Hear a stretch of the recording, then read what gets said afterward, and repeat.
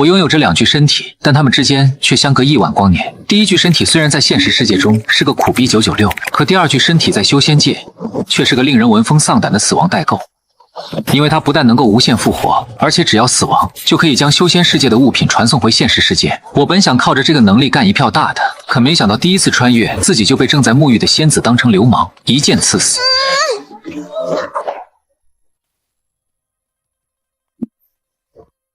看着脚边倒在地上的凡人，柳寒烟脸上的羞愤之色仍在。下一秒，虚空中有漩涡浮现，一个人影从中走出。他抬指一点，我的尸体刹那化作尘埃崩溃而去。来人正是仙子的师尊，他眉头微蹙，哼，血肉凡胎，居然能无声无息进入你的房间，此事不容小觑。另一边，我猛地惊醒。宿主回归完毕，本次收益未知大陆灵气7口。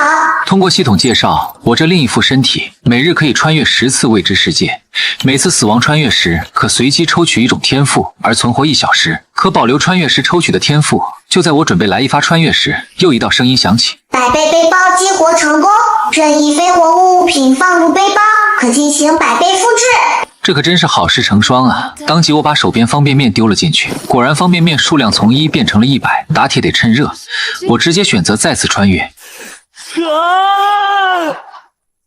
这次穿越，我获得天赋睚眦必报蓝，在报仇途中修炼效率提高10%，遇到机缘概率提高10%。随即，我的另一个身体身上就多了一个 buff。这次穿越，我出现的地方是一片野地，看来每次穿越的地点都是随机的。就在这时，系统发出警报：你已被一个禁忌存在锁定。这气息是那个凡人肉身湮灭，居然还活着，不到半个时辰便远遁1万里之外，哼，有点意思。距离对方抵达还剩49分59秒。这回我人彻底懵了，不过倒也不是完全没办法。这49分钟内，我得先将收益拉满。玄幻世界里的花花草草应该也很有药用价值。说干就干，我直接开始拔草。除了草、石头和泥巴，我也没放过。转眼，距离对方抵达时间只剩下7分钟。见所剩时间不多，我才停下。我原地生火，从背包里掏出一包方便面，准备煮了吃。也就在这时，一道空灵之声落在耳边：嚯，哈哈，阁下好生惬意。随即我便眼前一黑，当场失去意识。这次我连他的声音都没扛住。本次收益：杂草123，泥土99，碎石100，未知大陆灵气731口，天赋未保留。我打开百倍背包，背包里安静躺着数以万计的杂草。我随手从背包里取出一株杂草，毫不犹豫一口咬了上去，顿时一股清凉感席卷全身，尤其是脑子，瞬间清醒了不少。果然有用。今天还有8次机会，二话不说，我选择让另一具身体再次穿越。天赋抽取重瞳蓝。这次我抽到的天赋是重瞳，机缘加100%，悟性加50%，被动技能机缘半生诸果。我降临之地会生长一棵成熟半生诸果。我再次出现在野外，发现在旁边一株不知名小树上有一颗果实，我一个箭步当场摘下。这时系统再次提示：你被未知存在跟进，距离对方抵达时间剩余9秒。演都不演了是吧？9秒就到。眼下重瞳这个天赋，我不想失去。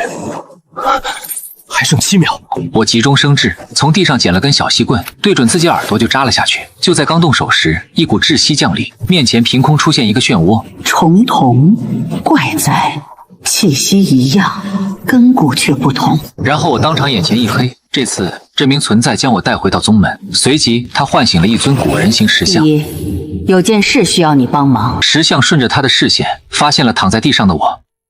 居然是重瞳，这等天资堪比我等，此子怪哉，因果未明。我欲踏入长河，找寻它根源，需你定其现在身，护其不灭。清玄说完，抬手一指，刹那我所躺着的冰冷地面猛然变成一汪大河，竟然是时间长河。我倒要看看你究竟来自何处！一张口吐出一缕气息，落入我体内，我的身体开始发生翻天覆地的变化。他却震惊地发现，在时间长河的冲刷下，我的过去身、未来身仿佛不存在般，从未出现。时间长河里，哪怕是先帝也有过去身。清玄念头一动，提着我开始步入时间长河更深处。我身体又开始变化，但是变化出现后，亦彻底懵了。怪哉，其过去身就一时。不可能！就在他准备捞出我行走去更深处时，一个浪花卷起，伴着一截剑霞。剑霞只是露出一角，我的身体便随着浪花崩裂而去。时间长河之上，一尊模糊人影浮现。两位，前方继人，后事止步。出租屋，我大口喘气。宿主本次收益诸果1颗，未知大陆灵气30口。本次天赋重头已继承。随着天赋加成，我发现自己感知变强了。打开背包，看着里面躺着的100颗诸果，心情瞬间好了不少。这东西应该得辅助功法，才能最大化发挥价值。眼下找功法才是正事。随即念头一动，我当即再次复活身体，进入玄幻世界。这次我抽中的天赋顺手牵羊来，可以顺手拾取10米以内的物品，顺手成功，修炼效率加10%，机缘加10%。这次我出现在一条铺着灰石板的老街上，两边是木质鼓楼，不少小贩吆喝着，街上人来人往。我转头进入热闹长街，在拐角迎面撞上一人，那人一句话没说，急匆匆赶路走了。我也没在意，准备先找个酒楼打听一下哪里有功法。低头我猛然发现手里又多了一件物品。嚯，落羽剑法竟然是秘籍！检测到落羽剑法，是否学习？这还用想？我当即点击学习，百倍背包触发。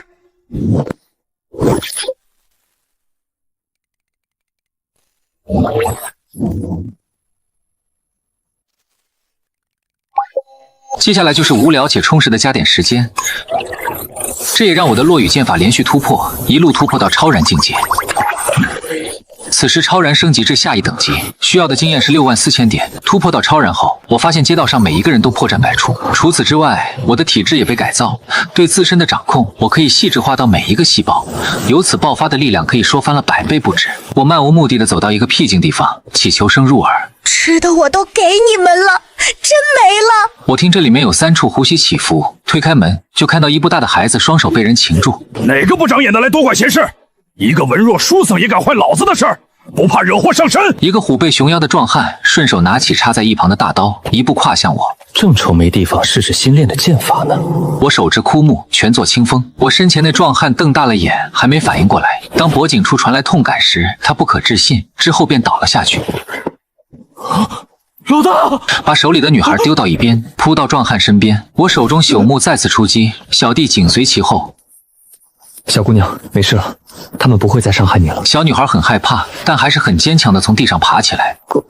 公子，谢谢。我打开背包，拿出10几包方便面丢到给她面前。这些都是好吃的，拿水泡泡就成。说完，我踏入雨中，背影逐渐模糊。1个小时很快过去，路边茶馆。那未知存在怎么这么久都没来？从未缺席的他突然缺席了，有点怪怪的。不管怎么说，这是好事。听说了没？3天后，各大名门正派要一起去围剿魔门了。魔门可是有一位先天高手坐镇呢，这不是送死吗？这你就有所不知了。武当那位突破先天了。玄幻世界这么接地气的吗？很快，另一个信息引起我的注意。青山派正在招收弟子呢，随手练练落羽剑法，都能让我脱胎换骨。要是能学正统门派的功法，那还不得原地飞升？确认青山派招收地点后，我当即大步赶去。到了地方，我傻了，前方没有一个人排队，整个弟子招收处异常荒凉。不过我还是报了名。既然是门派收徒，肯定年纪越小越好。思索后，我在年龄处写上8岁。等等，你8岁？对，我从山里打猎，吃得好，长得壮了点。手伸出来，古灵骗不了人。古灵1岁。看着比我还老，古灵才1岁，这才是让他真正怀疑人生的地方。我很快跟着男人来到一处山脚下，此地便是青山派。想正式加入青山派，看到后面那条千层梯没有？爬上去才算。后面的路只能靠你们自己。我在尽头等你们。说完，这人一跃而起，几下就飞没影了。几个小孩眼睛都亮了，立刻开始爬台阶。我调整了下状态，一步跨出，很快就来到半山腰。从这里开始，一边是悬崖，一边是峭壁，一个不慎就会坠入万丈深渊。救命！前面传来若有若无的呼救声，我循声看去，一双小手搭在台阶边缘。我将其救起后，发现是白天的小乞丐。公子，我叫阿野。公子2次恩情，我日后定当还。什么恩不恩的？我摆摆手，没停下脚步。公子，我能知道你的名字吗？孤独求败。等我身形从台阶上显露，一位老者眉头一皱：“这是新招的弟子。那个掌门是是我收的。你没事吧？这个年纪让其入门，可他年龄确实没超，只有8岁。你这封主当的，算了，给他安排个杂役身份吧。说完，他不再看我，把注意力转到其他孩子身上。行了，去角落领杂役的衣服。我转眼一看，杂役也能领内功心法，欣然接受。杂役可以领的东西有一柄长剑、一本剑法和一本青山心法。我跟着领队来到分配的茅草屋前，告别领队后，第一时间就把青山心法和那本剑法扔进了百倍背包。检测到青山心法，是否学习？学习后，我瞬间明悟这个世界的境界划分。青山心法分6个境界：练皮、练骨、练腹、内息、后天、先天。看着背包里剩下的99本青山心法，我嘴角一勾，开始分解。青山心法分解成功，根据当前修炼效率获得内功经验值。在系统加点后，我境界蹭蹭往上涨，直接突破到了内息境。猛然间，体内涌出一股股热流，冲刷着四肢百骸。到了这个境界，才算是真正的涉足修炼之道。看看剩下的经验，还能再升一级。系统提升的境界无需巩固，每一缕内息都特别扎实。消耗内功经16000点，提升当前境界至后天。那一刻，我则是彻底蜕变，正式迈入高手行列。想起在小镇上听说的正魔大战，其中巅峰人物也才先天，后天已经算中流砥柱了，而我只用了1个小时。第一次进玄幻世界，沐浴女子便手持着一把剑将我刺死。现在我居然都能御剑飞行了。打开面板查看个人信息：姓名小锦鲤，境界后天，天赋重头，顺手牵羊。来，小师弟在吗？从今天起，你负责千层梯的清扫，境界很低，五脏六腑浑浊，显然还未练武。他也没久留，转身便离去。扫千层梯，正合我意。边扫边悟道，再梳理一遍剑法，总没错。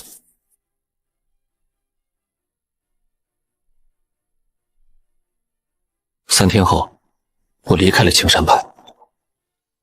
这地方除了阿野，也没什么值得我留恋的了。又是数日，我来到了青石城。这是我到这个世界以来见过的最大的城，繁华程度让我眼前一亮。城这么大，附近肯定有不少门派，正好可以去看看，能不能突破先天。接下来时间飞逝，我与同入门的孩童也都各自分配任务。第3天，千层梯上浩浩荡荡来了一群人，听着他们状语，便知他们是去参加正魔大战的。这3天你倒是不错。临行前，掌门看见我，点点头。如此年纪，自知修炼不成，能安安心心把千层梯扫得这么干净，也算是个合格的杂役了。人群里有个熟人望了我一眼，他拍了拍腰间的剑，一脸自信。阿野天赋不错，被带出去见世面了。待所有人走后，我继续扫着落叶。什么正魔大战跟我没关系。由于门内的人外出的差不多，我把注意力放在了藏经阁上。哈哈哈，这不得好好充实一波。藏经阁里外功挺多，但内功就2本，一本青山心法，一本七星灵法。七星灵法是绿色功法，拿到这本，我当天就复制修炼。修炼之后，原来的青山心法直接被覆盖，覆盖之后境界没变，但体内的内息当场翻倍。嚯，不愧是绿色功法，强！然后我把剩下的99本七星灵法全部分解。分解完毕，你获得了36000点经验值。来吧，先天之境，消耗内功经验36000点，境界提升至先天。踏入先天，内息化神通，一股气浪从我身上爆发，整个茅草屋瞬间炸开，4分5裂。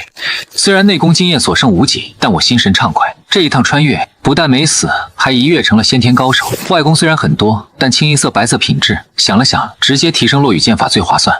我把落羽剑法从超人直接提升到剑意，刹那间，一股庞大的感悟涌入脑海。而外面凭空下起了一场大雨。此时若有其他先天之人在此，肯定会吓得说不出话。剑意化雨，那可是踏入神话之列的标志。雨停了，外面仍在议论这场怪雨。时间一晃，又是3天。这天，千层梯上飘来一股血腥味儿，一行人互相搀扶着。我看到了为首的掌门，他受伤异常严重，其他人也沉默万分。人群里的阿野看见我时，惨白的脸上才挤出一点笑。我打听到正魔之战的结果，正道败了。纵使武当有前辈入了先天，还是打不过魔门的大能。这一战，正道元气大伤，而青山门归来只有30人。宗门内白布挂起，掌门回来不出3个时辰，交代完后事就断气了。临死前，他将阿野收为亲传弟子，至于掌门之位，传给了另一个内西境的弟子。整个青山派便只有3位内西境撑着。茅草屋前，我坐在摇椅上，青山派落魄就落魄吧，问题不大。外公我已全习得完毕，只等消化感悟，就换个宗门继续薅羊毛。那时落羽剑法就能突破到剑意了。这时，一位不速之客闯入。阿野，这么晚了，有事吗？他回头看了看，确认没人，才从兜里掏出一本功法《七星灵法》。我深知这是只有亲传弟子才有的功法，绝不可外传。被发现势必会被废除修为，逐出宗门。我望向对方，心里不禁多出一丝暖意。但这功法我已经摸过了。阿野，这本功法是内门亲传的，收回去吧。你的好意我心领了，时候不早了，快回去。阿野闻言落寞地离开。我找了家最大的酒楼，隔壁桌一道谈话声入耳。世道动荡，最近家里有孩子的，还是别往那些大门派索了。离这不远的三流门派青山派，你猜怎么着？一夜之间覆灭了。灭青山派的是龙虎门。说到这里，那人话锋一转，说来也怪，还有件怪事儿。青山派那些内西境的高手，居然为了掩护一个普通人逃跑，甘愿赴死。普通人？不会是阿野吧？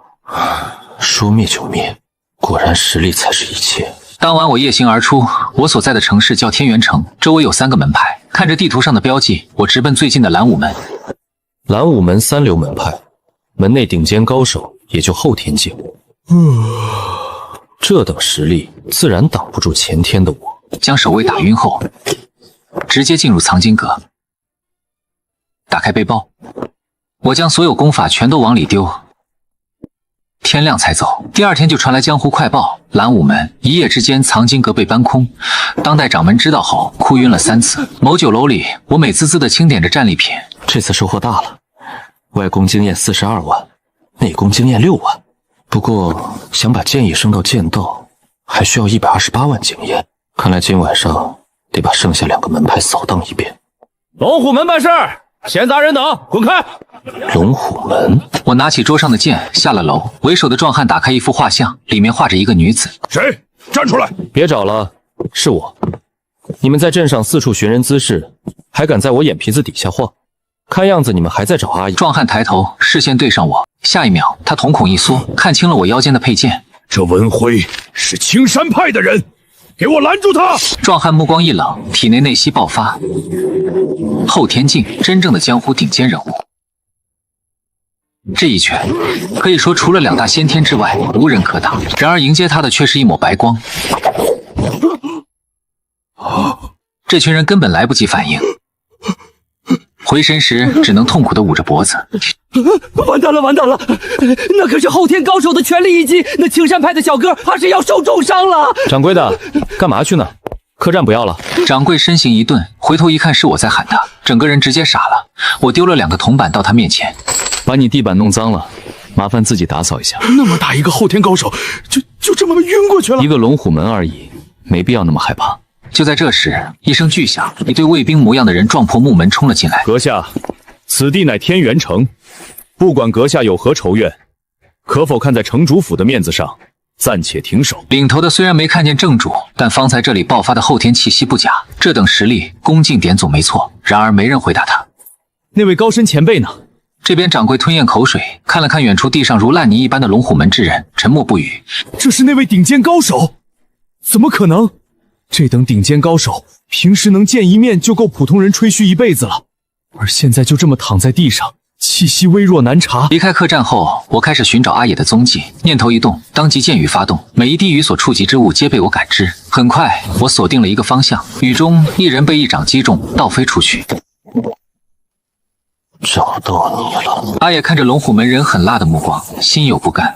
为了我出动2位后天强者，真是看得起我。他从怀里拿出一面破碎的铜镜，能挨一掌不死，全靠这面镜子。但现在镜子碎了，他也没什么能保命的了。不得不说，你可真能跑。要是给你10年时间成长，说不定还真让你跑了。可惜，你只能到这里了。眼看就要打中，诡异的一幕出现了。原本柔和的雨，突然变得像剑锋一样凌厉。怎么回事？一个眨眼，魁梧之人全身上下被雨刮出无数血痕，但毕竟是后天境，他第一时间爆发内息，撑起一个半透明的罩子，堪堪抵挡住漫天而来的剑雨。雨有古怪，退！可惜他提醒的太晚了，感受同门之人气息消散后，他怒目：晚了，给我出来！躲躲藏藏算什么本事？迎接他的只有越来越急的雨，雨中的锋锐之气又浓3分，他的护体真气犹如泡沫，当场破碎。一瞬，他身体千疮百孔，眼神里带着不可置信，扑通一声倒在雨里。后天蝼蚁而已。眼前的一切转变得太快，阿野脑子一片空白。那2个后天境的无敌之人，就这么莫名其妙消失了。漫天大雨也于同一时刻消散而去。阿野有些畏惧，确认周围没人后，捂着伤口想赶紧离开。刚动身，一道声音就从身后响起：“你准备去哪儿啊？”阿野回头看到是我。独孤公子，没想到能在这里遇见你。青山派我不辞而别，让阿野特别难受。我将一缕气息渡入他体内，修复他受损的经脉。先好好睡一觉吧。第二天等他醒来，我已经走了。他心中一阵失落，而我救下阿野后，顺便把剩下的2个门派也打劫了，功法拉满，直接让剑意突破到了剑道之境。剑道的提升，除了自身实力暴涨，还加了10%的悟性。可惜内功经验还是太少。2天后，我来到了少林山脚下。少林2个字，在武侠里可是威名赫赫，尤其是72绝技，这一波肯定比那些小门小派来的爽。少林，江湖一流大派，其内后天高手无数。虽然暂时没有听闻有先天境存在，但传闻少林有超越先天存在的达摩传承。刚上山，后面一个大光头双手合十，紧跟着我也一步一步上山，走了大概25、6步，到了一个大殿前。贫僧自天竺而来，特来论法。好家伙，大光头不是少林的人，是来踢馆的。紧闭的少林寺大门打开，2个行僧一左一右快步出来。2位，少林不论法，还请回吧。大光头仿若2位行僧不存在，提步就往台阶上走。2位请回，不然别怪小僧不客气。大光头看了看摆好架势的2人，这便是最好的论法，请赐教。随即一拳将2个行僧打飞了出去。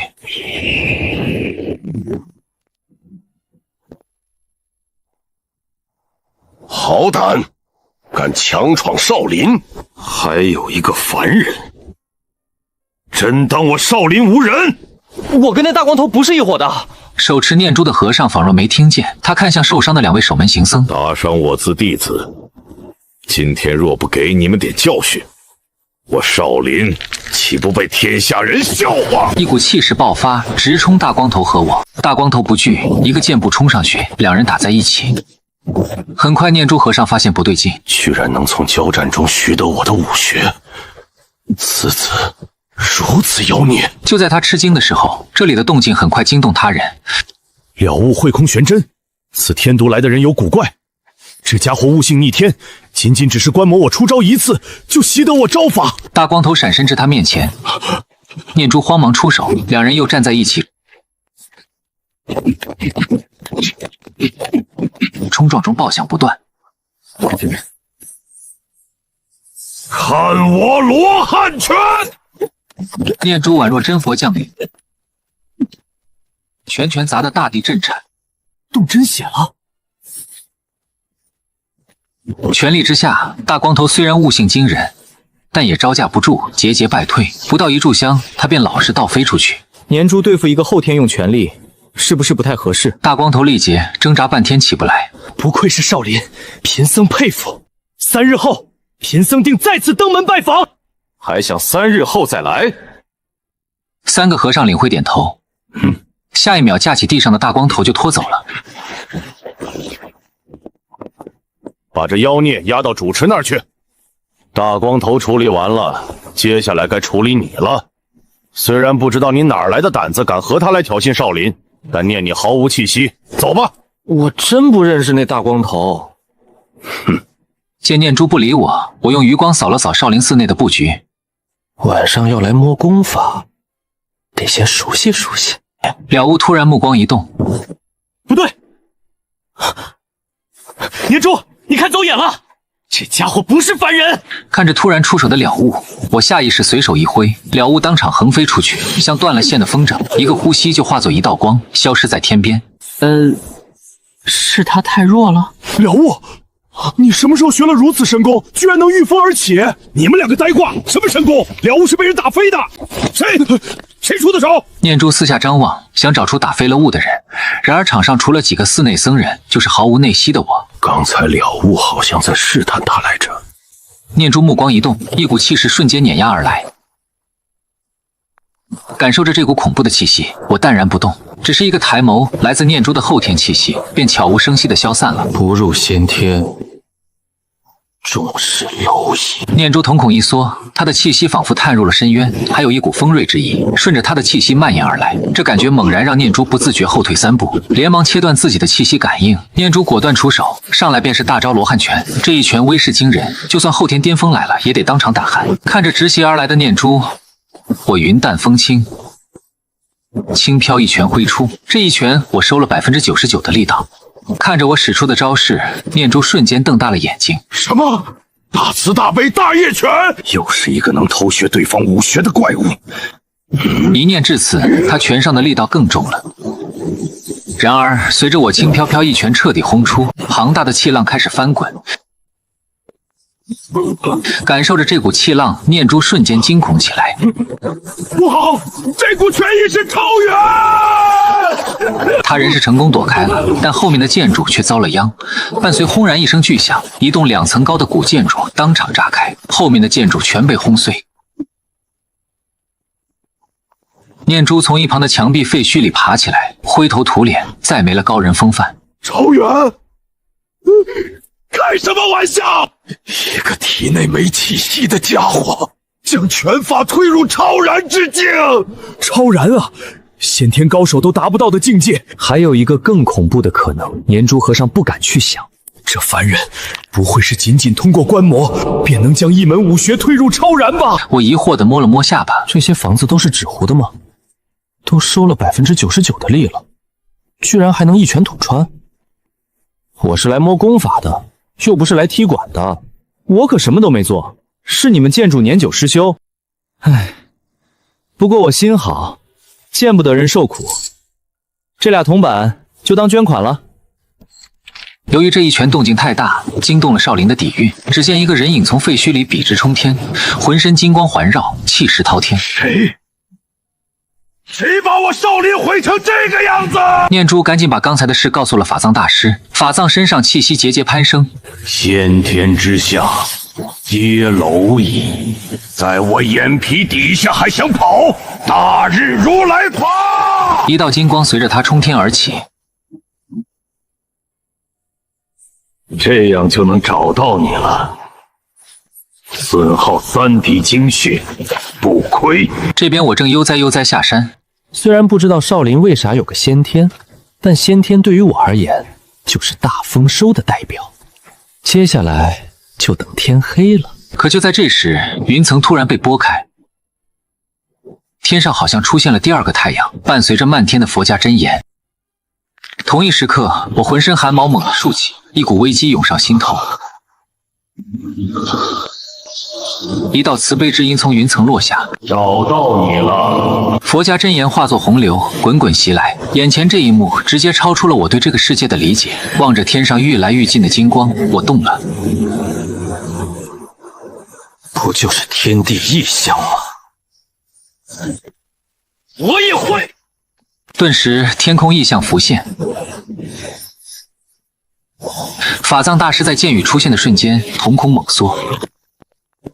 剑气化雨，怎么可能？作为先天之境，法藏大师能通过大日如来经引动天地异象，但那是法藏大师消耗3滴心血为代价换来的。而这剑气化雨却是真正的天地异象。法藏大师此刻有点怀疑自己是不是在做梦。佛家金光与剑雨相撞，2股力量冲击的瞬间，无尽剑雨直接穿透了佛家真言，而那金色的佛纹只在我身上留下淡金色符文后便就消散而去。所以这是给我纹了个身。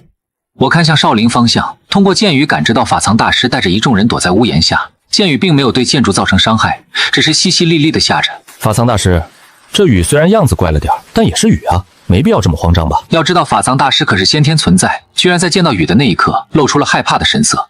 法藏不语，只是从怀里摸索出一本古朴书籍，丢给一旁的念珠。念珠，这是我寺底蕴，只要有他在，无论何处，我寺自存。拿着他下山！法藏大师运起内息，迈步走进剑雨。这是大日如来经啊！寺外一道人影徒步而来，在剑雨之下，万物无处遁形。我自然也看到了那本被交给念珠和尚的大日如来经。察觉到经书上略带熟悉的气息后，下一秒淅淅沥沥的剑雨如同活过来一般，直接一卷。拿来吧你！功法到手。大日如来经乘100，金色功法。不愧是少林，在门口都能捡到金色功法。法藏大师感知到我的动作，立马传音：前辈，小僧为探明原因，贸然与你施加印记，是小僧不对。法藏大师额头渗出冷汗。如果说剑雨给他带来了极大的恐惧，那在我近距离出现后，他才真正知道什么叫气息深似墨海。能做到这一步的，只有一个传说中的境界，陆地神仙，又称在世佛陀，那是连达摩祖师也未曾踏足过的境界。前辈，小僧愿为此赔罪。随后，法藏大师带着我来到了藏经阁。就在我把最后一本功法扔进百倍背包时，系统突然响了。警告，你已被未知存在盯上，距离对方抵达剩余59秒。臣是凡人之意，居然能被排斥体外，古怪。既如此，或有牵扯，我佛慈悲。什么意思？难道这次来的未知存在不是上一个？我看着只有1分钟的倒计时，直接撞破房顶。很快，整个江湖中所有达到后天一流的存在，在这一刻心脏都停跳了一拍。那是一种无名的恐怖。一花一世界，一叶一如来。真正的未知，超凡脱俗，不可闻，不可视，不可言。来了来了，是佛。法藏大师作为先天高手，虽然多坚持了一下，但紧接着脑子也炸开了。晴天炸雷，却不见雷光落下。剑雨，佛法还未降临，整个江湖的先天就只剩下我一人。来吧，让我看看我现在的实力和你们这些未知的存在到底差多少。剑刹那间，方圆万里所有的长剑都在这一刻颤抖起来。万剑归宗。出！一些看不到天上异常的普通人，此刻全都震惊了，自己腰间背上的剑开始不受控制，冲天而起。同一时刻，阿野看着自己的剑冲天而起，仰头看着天上化作洪流的剑海，瞳孔一缩。和其他人不一样，他看着那些剑，感受到了一股熟悉的气息。是你吗？这还是我第一次全力以赴。确认天上的存在后，佛陀法相，来试试我这一剑。就算头顶佛陀法相巨大无边，极其吓人又如何？此等尘世，已入第一体，不凡。天上佛陀虚影开口了，我的脑子再也坚持不住，和其他先天一样，直接炸开。如此孱弱，怎会如此？此子不是剑道第一体吗？宿主回归完毕，本次收益大日如来经乘1，青山剑法乘1，落雨剑法乘1，本次天赋顺手牵羊已保留。出租屋里听着系统的提示，我愣了一下。开什么玩笑？先天这么弱吗？特么的剑海都还没打到那佛陀虚影，自己就炸了。打开面板，我查看这次的收获。背包里躺着的功法可谓五花八门，尤其是那本大日如来经闪闪发光。同样冒金光的还有另一个珠果。我感受着体内先天的内息，美滋滋的把所有功法都分解了。获得外功经验754770点，内功经验65000点。落雨剑法提升到下一境界的经验，现在够了。境界提升完毕，出租屋外原本还是白天晴空，突然乌云滚滚，我心头一紧，甩上房门，头也不回，一路狂奔。凤凰山上恐怖雷光落在山顶，我沐浴在雷光之中。远处不少人看着这边山头的奇景，一个个都愣住了。成了！随即我闪身回到出租屋，今天还有6次穿越机会。系统进入玄幻世界。这次我抽中的天赋是默默无闻白。关闭面板，我开始打量周围，一片茂密的森林。还没高兴多久，你被未知存在盯上，距离对方抵达剩余0.9秒。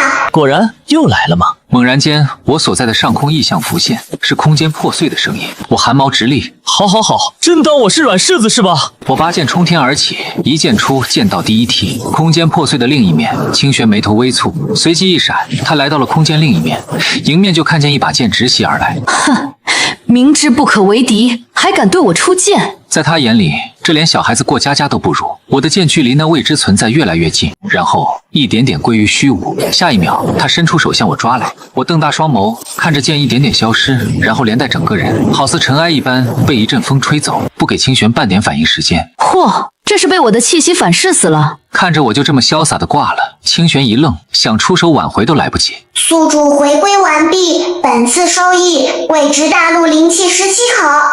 差距要不要这么大？一入玄幻世界就被未知盯上，这喵的给我卡死了是吧？不过问题不大，因为我现在挂机就能获得内功经验，只要再随机到一个武侠世界苟上几年，到时候跳起来揍回去。30年河东，30年河西，莫欺周年穷。休息了一小会，我便再次开启传送，又是玄幻世界。你气息泄露，被未知存在盯上。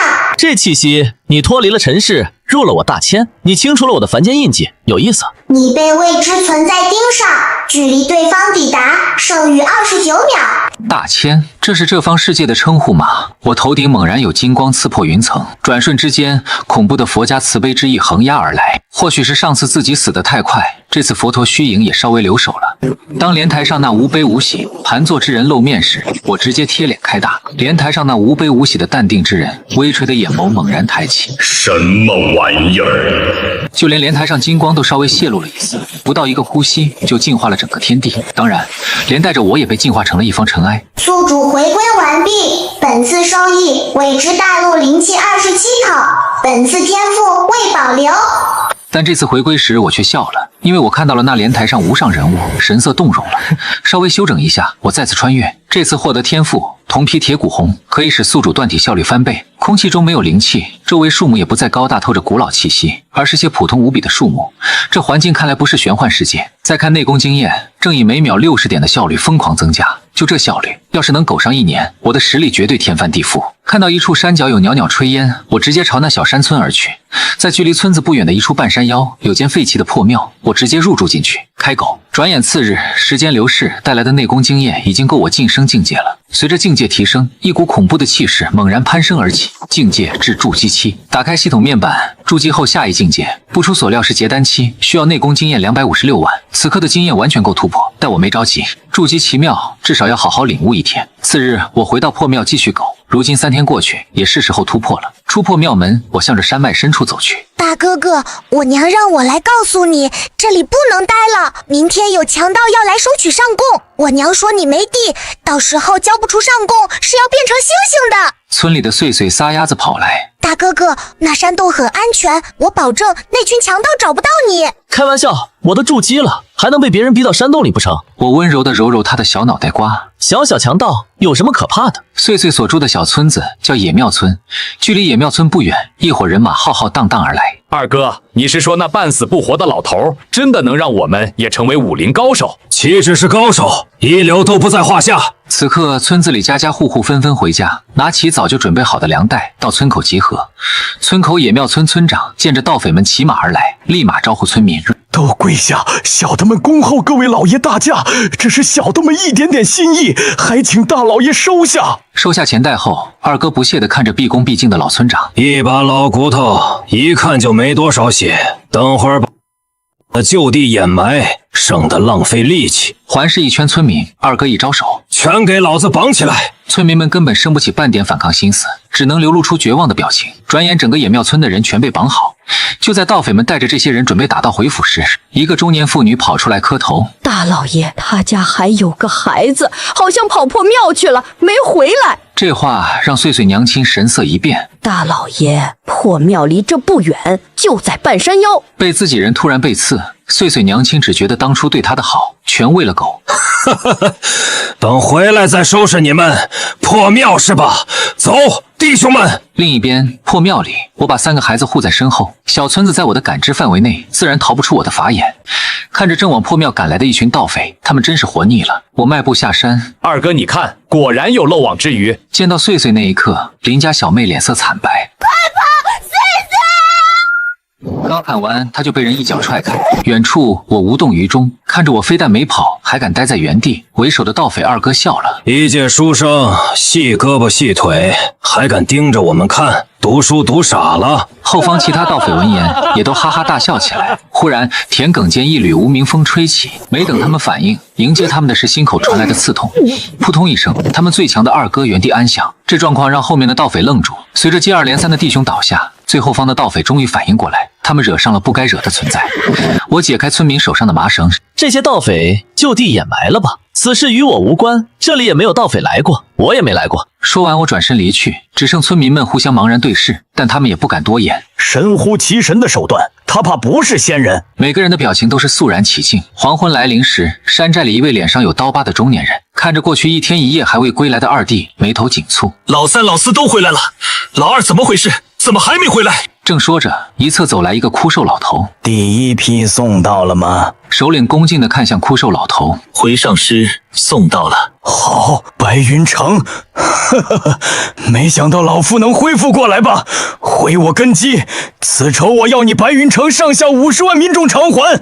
陆地神仙之境，只要血石够多，老夫也能迈入。夜里破庙，我步入林间，一路往山脉深处而去。是时候该突破筑基期了。消耗内功经验256万，提升境界。漆黑的夜空见不着乌云，但有一股让人无法忽视的压抑感。果然突破筑基期有雷劫。此时城主府的卫兵们全都被雷声惊动。某豪华大殿里处理公务的城主听见雷声后，他放下公务来到殿外。这雷有点不对劲。上一个武侠世界，先天境寥寥无几，而这里一个小城的城主就是先天境。山脉深处，我能感觉到自身一切皆在雷霆中蜕变，同时体内的内息开始自发疯狂旋转。随着9道雷落下，丹成9纹，结成金丹。机缘功能激活，可消耗机缘，提高炼皮炼骨，金丹质量上限。我能感觉到金丹成后，本就蜕变的皮肤再次猛然变强，炼皮突破至品质极限，获得额外被动效果，修炼效率正100%。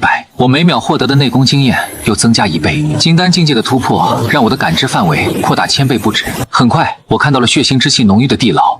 骷老头相比之前不再那么瘦弱，而是变成了正常人模样，实力也凌驾于先天之境。他胸口挂着的吊坠发出清脆的碎裂声。老夫的宝贝，他不是无坚不摧吗？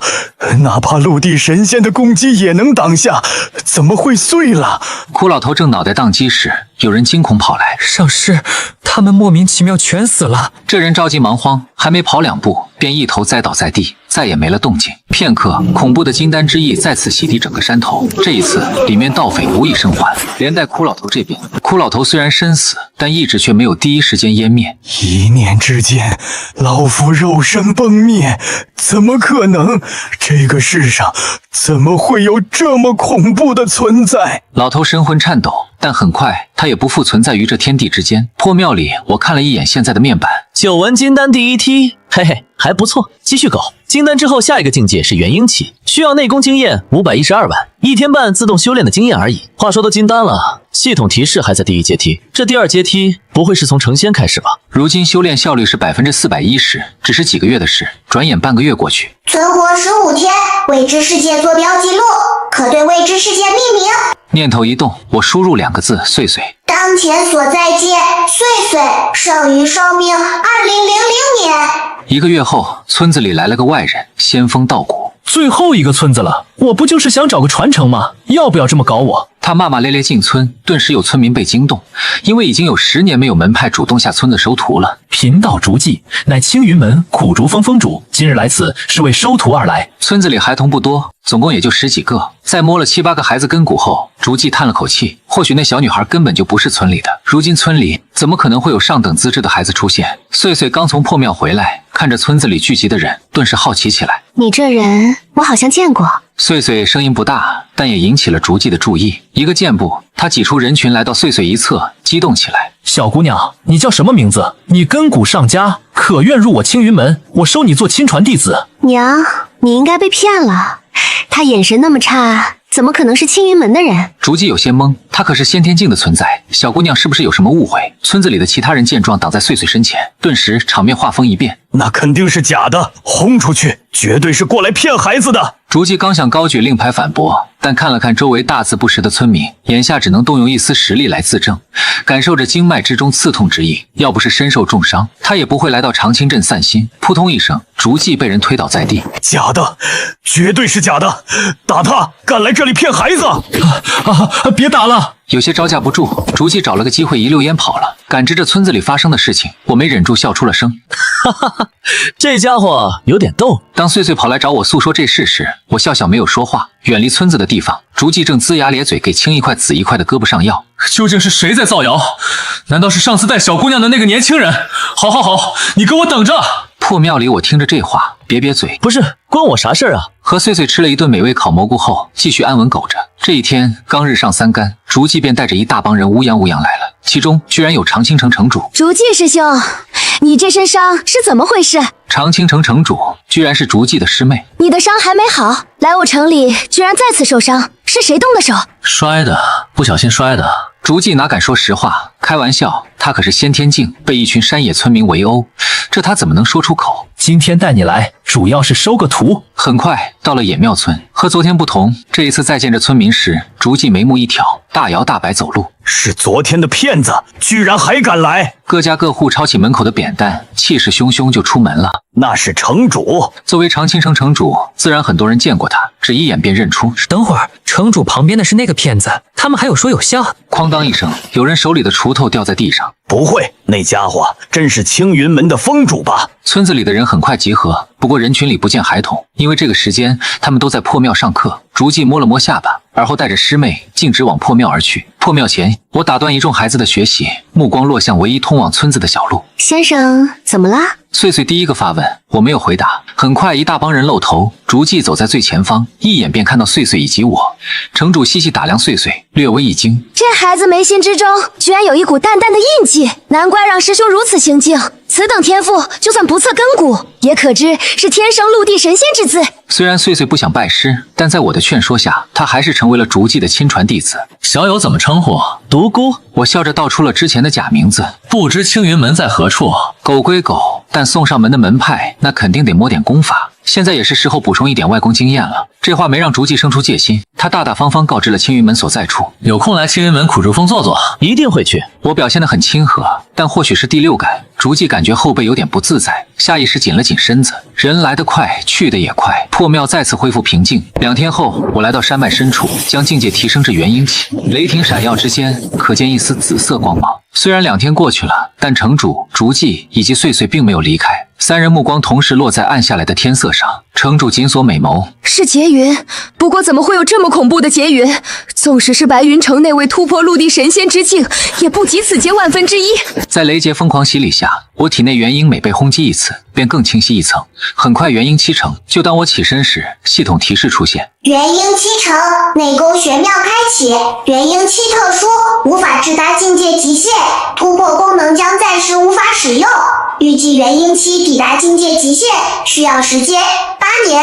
我愣了一下，体内才刚刚蜕变而出的元婴猛然崩溃开来，化作最精纯的能量，疯狂改造本体。这是元婴崩碎，反哺自身，和金丹一样。若说金丹分为9纹，而元婴则是9变，元婴每一变都需要重聚。对于其他修炼者而言，重聚便是重修，而我只需要1年，元婴便会自生。如此才有了先前系统的提示。8年后，元婴期抵达质量上限，才能继续突破。系统每一个境界都在追求极限。我摸了摸下巴，脸上笑意不断。8年而已，在穗穗这狗8年，那还不是轻轻松松？春去秋来，便是冬至。这个冬天，蓝龙王朝与焚天王城开始征兵，村民们都要强制参军去往前线。传闻好像是要去牵引毒虫，很离谱的一次征兵，不管男女老少，甚至80岁老人都被带走。这岂不是以后只有我一个人苟在这里了？看着士兵离去的背影，我现身了。我也没有想到能有如此离谱的征兵，妇孺都不放过。算了，我没有多管，只是静静看着村子变得空荡荡，日子变得单调起来。转眼7年，第8次岁婴了。破庙还是破庙，在再一次碎银后，我看着7次降临的大雪，感慨这还是第一次。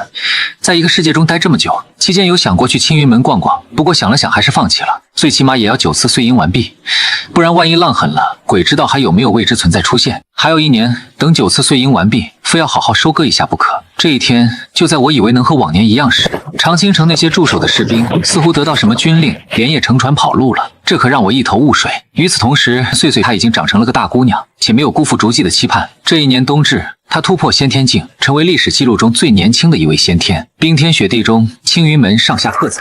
山脚一片居民房中，穗穗娘亲茫然看着前来恭贺的人。穗穗她成仙人了。什么仙人？是先天。至于穗穗娘亲为什么没有被带走参军，自然是作为青云门的人得到了特殊关照。青云门，师尊，先天之后是什么境界？陆地神仙。竹记满意的看着穗穗，他果然没看错人。短短7年，他居然一跃成为与自己同境之人。什么是陆地神仙？竹记闻言略微沉默。以我所知，是要寻一种能与天地共鸣的方法。你才刚突破先天，这事先不急。我们与白云城交好，明日白云城城主会来此地，他是当世陆地神仙，届时他会引领你。后面的话穗穗没有细听，在听到竹记说要寻一种能与天地共鸣的方法时，他脑海里浮现出曾经小时候在破庙时看我手持树枝舞动的动作，还有我那时的话。师尊，村子里还是没有找到先生吗？没有，他好像失踪了。我每年都有派人去寻，不过一无所获。这天，我发现长青城突然大举搬迁，一夜之间变得毫无人烟。破庙内，我猛然起身，目光冷冽看向外面。难怪跑那么快，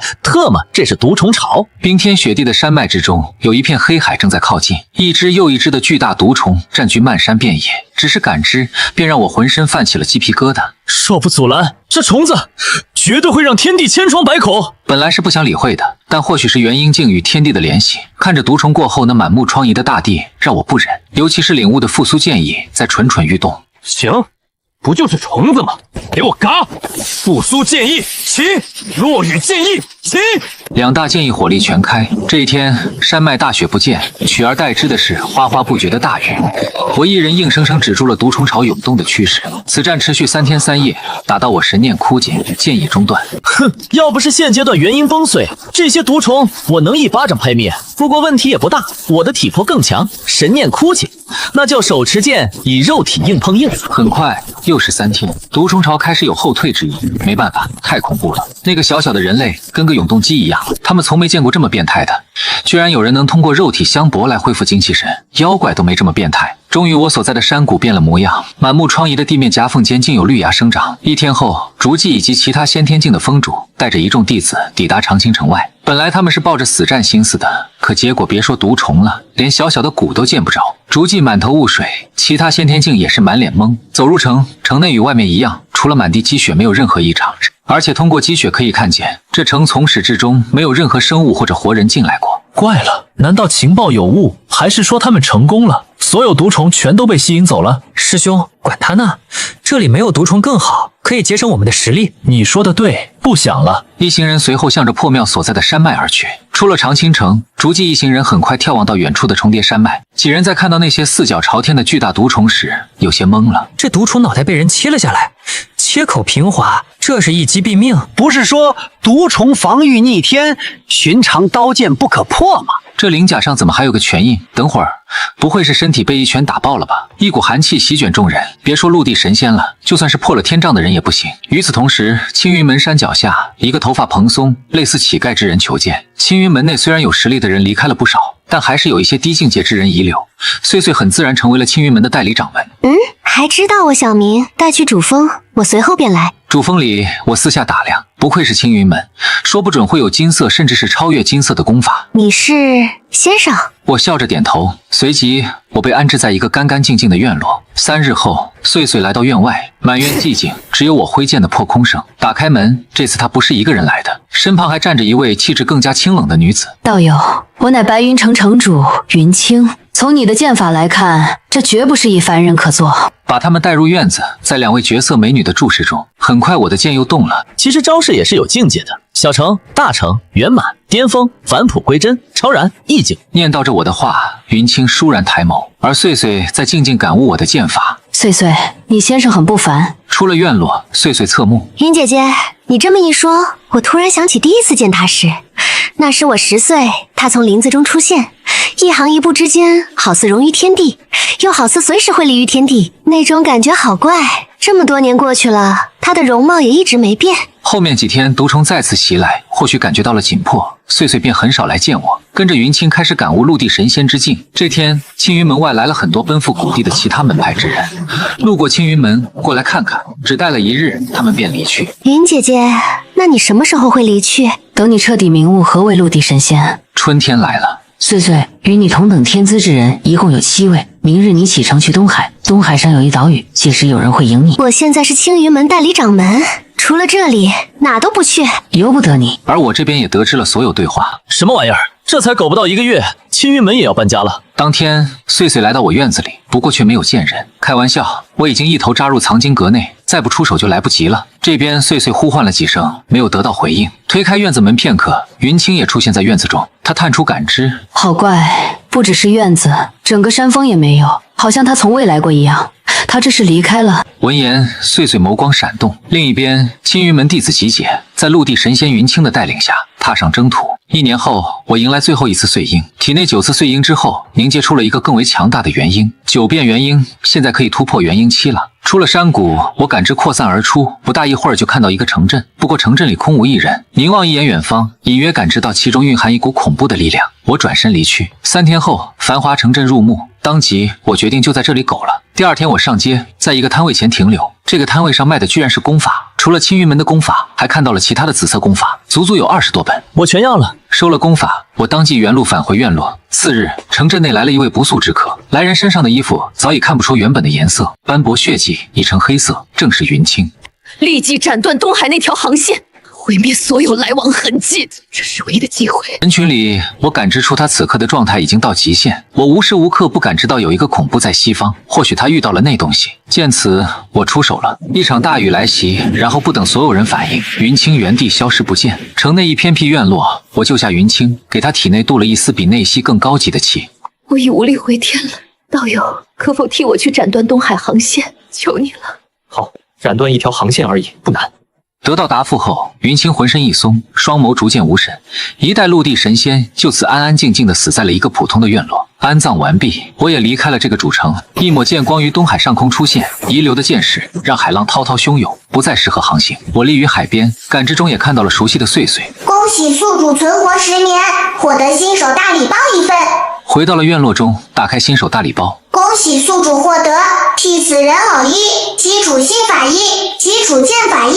替死人偶，未知事件内可代替宿主死亡，死亡后可继续停留在世界内，于随机地点复生。好东西！此时背包内还有99个新手大礼包。系统打开新手大礼包乘99。恭喜宿主获得替死人偶乘99，基础心法乘99，基础剑法乘99。恭喜宿主获得随机境界体验券乘99，检测到体验券乘99，已自动叠加。恭喜获得顶级境界体验券，顶级境界体验券可随机体验第1至第9梯境界，体验时间1分钟。第1梯至第9梯，虽然此刻已经是9变元婴，之后我又在城内收集外功，外功经验再次来到100多万，另外每天500多万内功经验，最起码也能突破第1梯。来到城外，是时候突破化神了。化神期开！与此同时，西方谷地极深之处，我未存在感受着降临而来的化神雷劫，眼眸睁开。他很诧异，明明时间已经压缩成1000年一次，居然还能诞生这等人物。此等天骄，若是反哺于我，你已被存在盯上，距离对方抵达时间剩余24.07分。随着狂暴的雷劫落下之后，化神期成，化神期特殊，无法直达境界极限，突破功能将暂时无法使用。预计化神期抵达境界极限需要时间22年。下一秒，我神魂重新融入肉体，同一时刻，全身血肉开始萎缩，只是几个呼吸便就成了骷髅架子。化神第1神台成，化神22神台，每一台皆要动用全身血肉壮大神魂。稍作休整，我看向系统界面，距离那人抵达还剩余22个小时，一直都是被未知找上门，现如今也是时候该自己上门了。心神一动，我向着西方而去。谷地到了，片刻，一汪血湖映入眼帘。多少年没见过如此胆大的虫子了。湖中盘坐之人起身，本来他略带不屑，在看向我时，他瞳孔一缩。入道的意还是两股？怎么可能？不对，你小子有古怪！此刻，湖中赤红人影对我的来历很是震惊。正如之前我猜测那样，对方的境界是超然真仙。在那人的诧异中，我活动起手脚，在境界加持下，这招可以说是超越版的万剑归宗。古怪又如何？小小化神，怎敢向仙出剑？死来！我抬手接下了这一拳，一股诡异的力量从对方拳头上迸发，我当场被轰飞。也幸好你才化神，不然我怕是不能毁你于一念之间。为我做嫁衣吧，玻璃！我顿时感觉元神被撕扯出来，但金色元神出现时，远处碎碎目光茫然，而后醒悟，不好，那是先生，他在被人剥离元神。赤色之人再度开口，湮灭。可这时我离体的元神变了样，仿若成了一个谪仙，圣洁异常。这是突破质量的炼皮境，突如其来的改变令赤色之人愣了一下。不灭不朽的气息。此刻我气息异常诡异，甚至让天地律令都有崩碎之势。这下两极反转，瞬间我身形瞬动，哪怕赤色之人立马防御。随着我一拳轰击，赤色之人倒飞而出，重重砸入大地。我伸出手，轻易抓住那些不可视的律法，咔嚓一声捏断。怎么可能？那可是天地律法！可惜，不管你有多少古怪，终究是鲜血煞附众生怨气。赤色之人虚空踏步再次降临，这次他动真格了。我抬手出现一枚高级境界体验卡，使用高级境界体验卡，境界随机中随机成功获得第3梯开始境界加持，持续时间60秒。一股玄妙笼罩我身，以赤色之人为中心，不断蔓延的红色瞬间消失，一同消失的还有他。在他瞪大的眼中，风来人散，而这只是开始。脚下的大地好似失去引力，泥土、石块、树木一点点扬起，远处的竹迹惊恐抓挠，可无用。他只能看着自己一点点飞起，而后从指尖开始变成最细小的尘埃。师尊！一声呼喊唤醒我，看着已经崩碎一半的竹迹，复原。这就是第3梯，生死不存，念达通透。再一念，坟堆里面死透的白城主心跳复苏，伤势复原。就在我解决完一切，脚下这个世界开始承受不住。叮，你已被未知存在盯上，距离对方抵达时间剩余60秒。大地崩溃加速，看着远处的两人，该结束了。现在虽然距离60秒只过了10秒，但再待下去，这个世界一定会瓦解。算了，重开。一念，我沉寂而去。和之前不同，这一次我是主动归起。宿主回归完毕，本次收益长春剑法基础剑法，基础内功。本次天赋铜皮铁骨已保留。我看向背包里的高级境界体验卡，境界高了，似乎麻烦更多。今日10次穿越次数用完了，下次穿越得等凌晨。下一个世界得好好钻研一下剑道。次日，我打开系统，系统给我穿越。第一，恭喜获得天赋路人甲白，你毫无存在感，就是个路人甲天赋效果，你修炼效率正10%。刚落地，我便被一股浓郁的紫色雾气笼罩，每吸一口，纵使是化神境的自己，也不免浑身刺痛。我神念扩散，紫色雾气仿若无边无际。片刻，我神魂也传来刺痛，这玩意儿居然能腐朽神念。收回神念，我看着周身发着洁白微光的质骨皮，这是他被激发时的状态。方才一念之间，我已经跨越了万万里，可就算这样，紫色雾气依旧。特么的这么大！30分钟后，我开始咳嗽，嘴角咳出一丝殷红。不行，不能坐以待毙。我一步踏出，质骨皮爆发圣洁之光。1个小时后，叮，天赋固化成功。天赋已经固化，我也没什么可留恋的。随后便静静地看着质骨皮护着元神，一点点被蚕食，被虚空吞噬。宿主死亡，回归完毕。本次收益5，本次天赋路人甲白已保留。我睁开眼眸，回想上一个世界的经历，诡异的世界，诡异的紫色雾气，有些不寒而栗。我摇摇头，总的来说，这一趟不亏，加了10%的修炼效率，比之前一进入就原地躺版本强多了。系统再次穿越，1天就10次机会，别搞哈！叮，恭喜获得天赋至尊骨猴，天生至尊，你有大地之姿，天赋效果修炼效率300%，机缘100%，悟性50%。我眼前一亮，瞬间狂喜。什么叫天赋？瞧瞧，这才叫天赋！我连忙打开面板，看向此时的天赋加成。天赋加成，修炼效率720%，机缘120%，悟性110%。分解获得的外功经验当场翻倍，之前悟性60%，每天可获得500多万内功经验，现在一天1000多万。正激动时，系统声音再起。开幕固化，天赋加载中，你天生重瞳，爱顺手牵羊，一身铜皮铁骨降临，便是路人甲。这一世你注定不凡。至尊骨效果触发，降临之地必定有人挖谷。至尊谷必定有人挖我谷，我嘴角抽抽。不过转念一想，能有人挖谷，那就说明这个世界应该稳了，是正常世界。突然，远处浪涛声响起，100丈高的滔天巨浪来袭。很快，我看到一个在大海里挣扎的人。由于化神境的原因，我虽然是在海面上，但却是浮空。还好，只是有人挖谷，而不是必定挖出谷。海面那人一边扑腾一边呼救，很快他发现了我。发现至尊谷后，那人立马停止呼救，目露惊喜。不是，你他妈都快要被淹死了，还惦记着至尊谷？我握拳，一拳轰击而去，空中炸响之后，滔天巨浪仿若被一只无形大拳轰击，那人瞬间消散。能有人知道至尊谷？看来这个世界级别不低。随即，我神念开始外放。那是什么？被打碎的100米巨浪后，我看到天上有一条白线，原本以为会是什么云层之类的，可当神念感知之后，我愣了一下。那是一排巨浪，先前100米巨浪在他面前连小土坡都算不上，那也不能再称呼为浪了。说是天崩也不为过，高度足足万万里，怕是一个星球都能给拍下来。我转头开始远遁，这是一个海洋的世界。半个小时后，依旧不见陆地，反而我又看到了另一个遮蔽天际的白线，显然那也是一排真正的滔天巨浪。不会这个世界和上一个一样是绝地吧？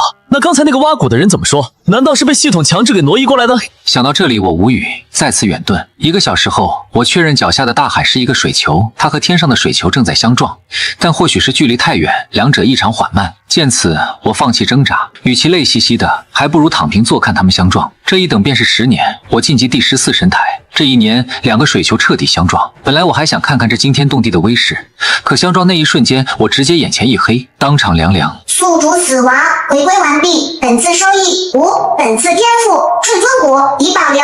稍微休整，我再次进入穿越，或许是运气来了。这一次系统的提示居然不一样。丁，进入阿野界。阿野界，我脑海里立刻闪过那个小乞丐的身影。后来带入青山派成了天之骄子，结果门派覆灭又被追杀。这时系统声打断了回忆。恭喜获得独孤剑体蓝，您这双手天生就该握剑，剑仙剧本打稳了。效果修炼速度正10%，机缘触发率正10%，独孤剑体特效触发，独孤9剑悟性直接翻倍。喧闹声灌进耳朵，眼前的场景逐渐清晰。我正站在一座石拱桥上，两边商贩的吆喝声此起彼伏。阿野界有佛陀坐镇，所以我决定只管稳，每天1000万内功经验，可别浪没了。突然炸开一声尖叫，妖怪！卖糖葫芦的小贩指着我直哆嗦，整条街瞬间安静，被围观的我一头雾水，低头看看自己，好家伙，这化神期的肉身确实瘦得离谱。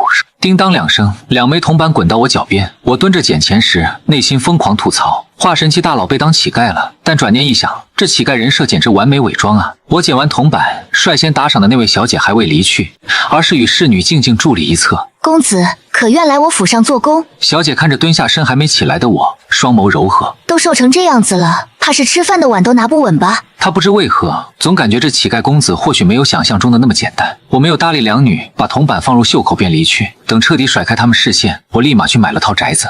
就这样，我在小镇住下了。虽然知道这是阿野界，可能遇见故人，但我懒得刻意打听。每天看日出日落，在院子里练剑，这才叫生活。1年过去，我突破到第15神台境，江湖上的风声也传到了这个偏远小镇。6年前，各大门派突然断了传承，先天高手集体失踪。由于大门派功法让人眼红，至此江湖乱了。不过幸好这个小镇处于偏远地带，周围也没有什么门派，所以得一处清闲。院子内我种了一棵桃树，没用长春建议催生，就让它慢慢长。街坊邻居都混熟了，有个小屁孩天天来烦我。独孤哥，大家都说你是因为瑜伽小姐才有这院子的。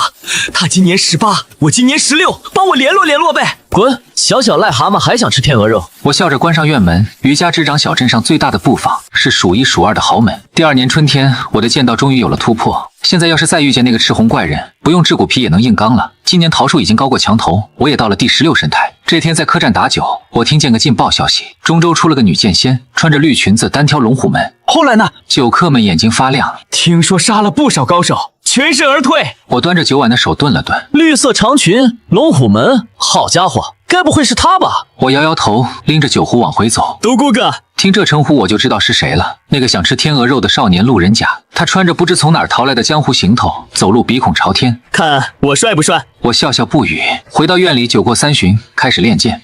这一年冬天，他穿着那身可笑的江湖装扮来敲门。独孤哥，陪我去逛东至呗，我要去找瑜伽小姐表白。我晃了晃酒壶，摇了摇头。你就不能给我壮壮胆吗？最后他独自踏雪而去，背影倒是挺像那么回事。阁楼上，瑜伽小姐正在听父亲唠叨婚事，侍女突然指着街上：“小姐快看，那个江湖人好奇怪，那不是总偷看你的那个呆子吗？”于绵望了一眼路人甲，视线停留不到1秒便收回。小姐还不开心吗？没有，走吧，去楼传。次日，我发现隔壁院子换了新主人，那人头戴斗笠，跟我一样整天窝在院里不出门，就算不用神识探查，我也能听见他在院子里练剑的声音，叮叮当当的，比我还拼命。这天下着小雪，于绵与侍女撑着伞敲响斗笠之人房门，路人甲大老远就看见了心心念念的人。公子，小女是于家之女，家父在飘满楼备好菜宴，不知公子可否赏光？不见，还有劳烦你们这些家族之人别再登门，否则……或许是这些天被整烦了，房门未开，里面便传来微怒之声，而后一抹寒光从中出现，一柄冷冽长剑从于绵耳旁掠过，斩断他一缕秀发。路人甲也慌慌张张从远处跑来，侍女连忙关切地看向小姐：“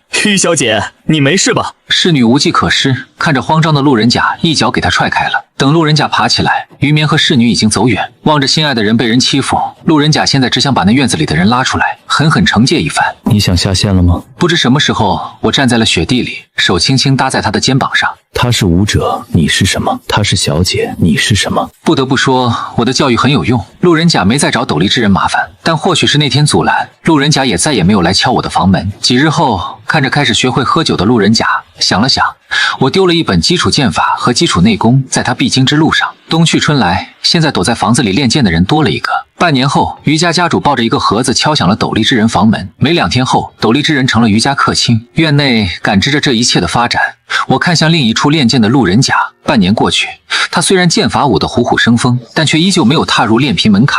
他不管如何努力，也得不到于家半分高看。而斗笠之人什么都不用做，就让于家恭敬礼待，这就是差距。眨眼半年又过去，我境界突破，来到了第17神台境。这半年，路人甲一次都未曾上门，门外再也没有那声独孤歌了。这半年，我偶尔去打酒，期间听到了有关阿野的消息，他现在多了一个称号剑仙。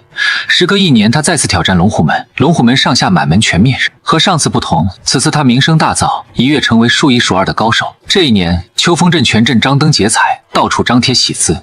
由于有武者相助，于家一跃成为镇内顶级世家，地位甚至让衙门都不敢得罪。今天是他女儿于绵大婚之日，缔结良缘，对象乃是江野，也就是那斗笠之人。大婚之日，路人甲穿上了他一直喜爱的江湖套装。于小姐，那日他斩你秀发，今日你怎能屈身嫁他？他不平也不甘。于家家主神色冷了下来，同时目光发寒的还有江野。在这之前，路人甲一直都是假把式，可这天他拔剑了。同样拔剑的还有江野，只见他动作迅捷，一招便斩断了路人甲的剑。来之前，他脑海时刻演练对战时会发生哪些状况，唯独没有算到自己的剑当场就断了。哼，连练皮境都未触及，也敢来闹我喜事？江野下一剑直奔他咽喉，后方于绵红盖头微微掀起，他看到了路人甲，不过他没有阻拦，甚至还有些微怒。眼看江野这一剑就要取路人甲性命，算了，得饶人处且饶人。我虽然没有现身，但江野这一剑仿若刺到钢板，寸寸断裂。金刚剑断了。江隐警惕后退，四下望去，路人甲定神，视线越过江隐，看向他后方的于绵。她还是那样美，不过这一份美丽之中多了冷漠，让他如遭雷击，后退踉跄2步。滚！我声音再起，这一声是对着路人甲说的。江隐神色变动，他转头看向平平无奇的路人甲，这种凡人背后居然有高手护着。这一年，路人甲19岁，他步履蹒跚离开了秋风镇。我看着独自离开小镇的路人甲，爹娘都不管了，就这么走了。我摸了摸下巴，看着路人甲背影，总感觉这小子日后会有所成就。转眼又是1年，这1年我日常打酒，没有再听见阿野的消息。那是一天，天竺奇人一身佛法登峰造极，尤其是大慈不悲般若掌，可称为世上绝顶，无人能接其一招。我目光流转，大慈不悲般若掌，不应该是大慈不悲大业拳吗？这门功法我会。至于酒楼口中的天竺奇人，我眉头一动便知道是谁了，应该是那曾经和他一起上少林的大光头。